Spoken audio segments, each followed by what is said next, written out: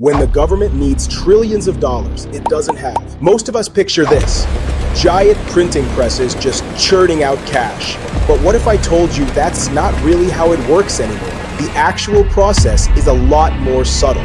It's totally legal, and it all happens silently on computer screens. It's a hidden system that lets the government fund itself with money created from thin air. And it affects the value of every single dollar in your wallet and your bank account. Stick around, because we're about to pull back the curtain on the sophisticated financial machine that acts as the government's legal digital printing press. The government's endless thirst for cash.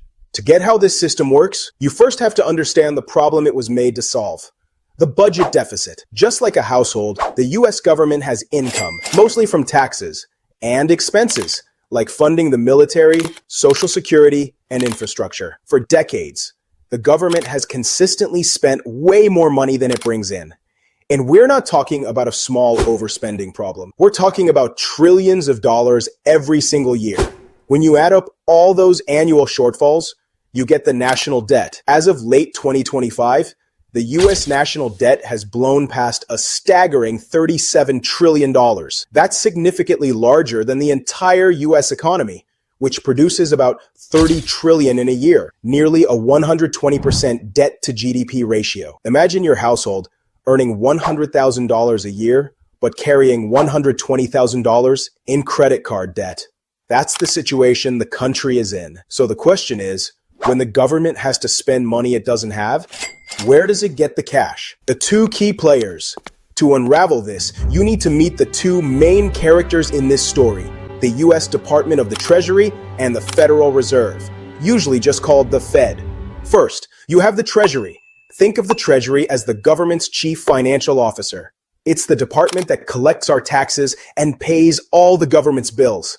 When the government runs a deficit, it's the Treasury's job to borrow the money to cover the difference. Second, you have the Federal Reserve. The Fed is the central bank of the United States. And while many people think it's part of the government, it operates with a degree of independence. Its official mission is to keep prices stable and employment high. But one of its most powerful and least understood functions is its ability to create money. And I don't just mean printing physical cash. That's a job for the Treasury. The Fed's power is far more modern. These two entities are legally separate, and that separation is supposed to be the key to the whole process. Section 3. The step-by-step guide to making digital dollars. So here's how the magic trick is performed. Step 1. The Treasury issues debt. The government needs to fund a program or maybe just make interest payments on its existing debt. It's short, let's say, $1 trillion. The Treasury Department designs and creates special IOUs called Treasury bonds. A bond is really just a fancy name for a loan. When you buy a bond, you're lending the government money, and it promises to pay you back down the road with interest. Step 2. The Treasury holds a bond auction. The Treasury then sells these bonds at an auction. But the main customers here aren't regular people. They are a select group of huge financial institutions called primary dealers.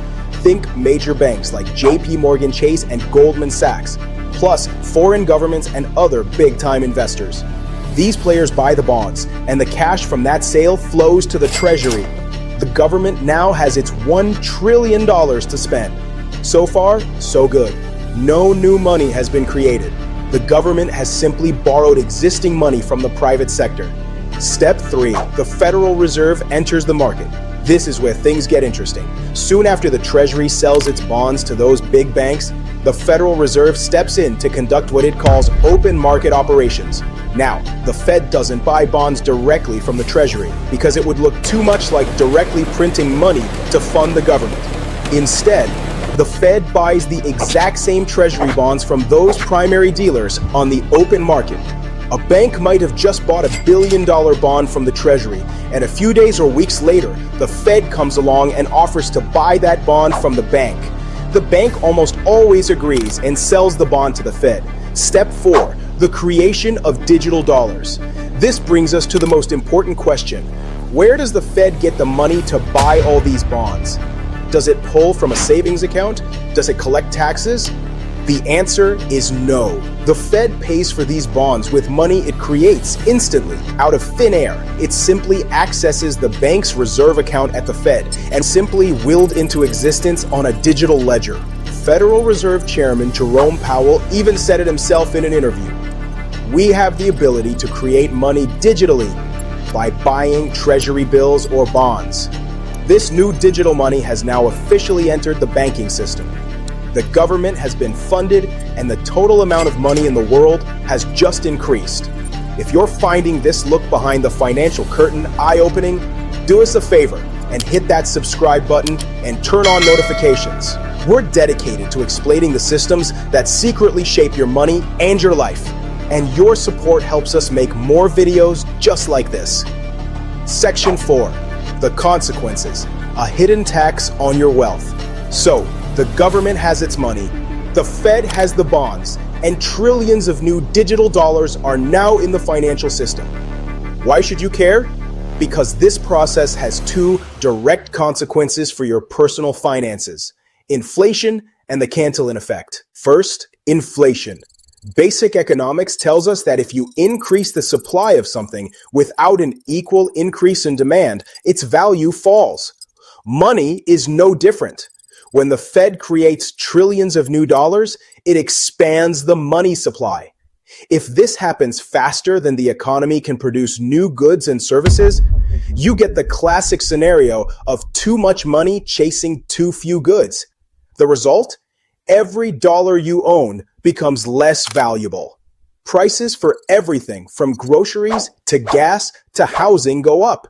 Your salary might be the same, and the number in your savings account hasn't changed, but the purchasing power of that money has been quietly drained. Second, the process isn't neutral, a concept known as the Cantillon effect. The big banks, financial institutions, and government contractors who get this new money first get to spend it before it has circulated through the economy and caused prices to rise. They get the full, undiluted purchasing power of the new dollars. By the time that money trickles down to the rest of us as wages or other payments, prices have already started to tick up. This means the system systematically benefits the financial sector and the politically connected at the expense of ordinary savers and wage earners. It's considered one of the biggest drivers of wealth inequality in the modern world. Section 5. A global game of trust. This entire mechanism, this slick system of legal money creation is all built on one fragile foundation: global trust in the US dollar. The dollar is the world's reserve currency. That means countries all over the world hold US dollars and treasury bonds as a form of savings. This creates a huge artificial demand for both US currency and US debt, allowing America to run deficits and create money on a scale no other country could dream of. Foreign investors, including governments like Japan and the UK, hold trillions of dollars in US debt. But that trust isn't guaranteed.